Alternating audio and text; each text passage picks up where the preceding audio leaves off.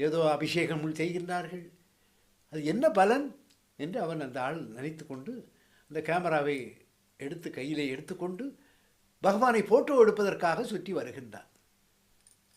உடனே பகவான் கண்ணை திறக்கிறார். திறந்த உடனே அவன் அதிர்ச்சியிலே ஆழ்கின்றான். ஆனால் கேமரா எடுத்துக்கொண்டே இருக்கிறது. கண் திறக்கிறது, வாய் திறக்கிறது, பல் தெரிகிறது. உடனே சாஷ்டாங்கமாக விழுந்து நமஸ்காரம் பண்ணி அப்படியே விலந்து போய் அதர்ந்து போய் நிற்கின்றான். என்னிடம் வந்து அடியேனிடம் வந்து, ஐயா, நான் இந்த மாதிரியாக நினைத்தேன். உங்களுடைய தெய்வம் பரம குரு, பரம கருணாமூர்த்தி.